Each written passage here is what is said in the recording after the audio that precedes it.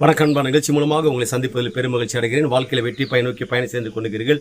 இந்த பயணங்கள் நல்ல முறையில் வெற்றி பெற அன்பின் வாழ்த்துக்கு நீங்கள் நல்லா இருப்பீங்க. இப்போ இருக்கிறத விட 1000 மடங்கு அதிகமாகும்படி சேனைகளின் கர்த்தர் தாமே உங்களை ஆசீர்வதித்து உயர்த்துவாராக. நல்லா கவனிச்சு பாருங்கள். நீங்கள் இழந்து போனது, உங்களை கைவிட்டு போனது, உங்களுக்கு நடந்திருக்கிற நஷ்டங்கள், வேதனைகள், சஞ்சலங்கள், டிஸ்டர்பன்ஸுகள், பெரிய ஏமாற்றங்கள், பெரும் தோல்விகள், இது அனைத்து ஒருபோதும் சோர்ந்து போகாது. நிறைய வாய்ப்புகள் நீங்க இழந்து போயிருக்கலாம். ஆனா கர்த்தர் இதை விட மிகப்பெரிய வாய்ப்புகளை உங்களுக்காக ஏற்படுத்தி வைத்திருக்கிறார்.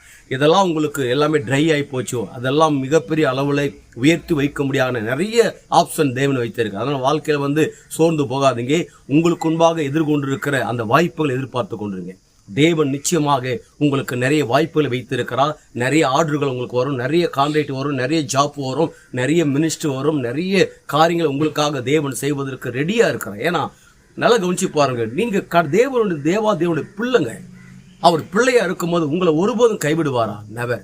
ஒருபோதும் கைவிட மாட்டாங்க. பிள்ளையுடைய நிலையை அறிந்தவர், உங்கள் சூழ்நிலையை புரிந்தவர். உங்களை இந்த உலகத்துல யார் புரிந்தாங்களோ புரியலையோ, ஆனால் உங்களை இந்த உலகத்துல கல்வாரி சிலுவையில் சிந்தப்பட்ட இரத்தத்தினால் மீட்டெடுத்த தேவன் உங்கள் நினைவுகளை நன்றாக அறிந்திருக்கிறார். I don't care. எதை குறித்து கவலைப்படாதீங்க, தைரியமா இருங்க. நிறைய வாய்ப்புகளை உங்களுக்காக வைத்திருக்கிறார், நிறைய ஆர்டர்களை வைத்திருக்கிறார், நிறைய காரியங்களை உங்களுக்காக பொக்கிஷமாக சேர்த்து வைத்திருக்கிறான். அதெல்லாம் உங்களை நோக்கி வரும். உங்களுக்கு டைமே இல்லாதபடிக்கு நீங்க ஒர்க் பண்ண போறீங்க. உங்களுக்கு நேரம் கிடைக்கல என்று சொல்லி, தூங்க கூட நேரம் இல்லை என்று சொல்லி, உங்களுக்கு நீங்க அதிகமாக ஒர்க் பண்ண முடியாத நிறைய வாய்ப்புகளை வைத்திருக்கிறார். அந்த வாய்ப்புகளை உங்களை நோக்கி வரப்போகுது.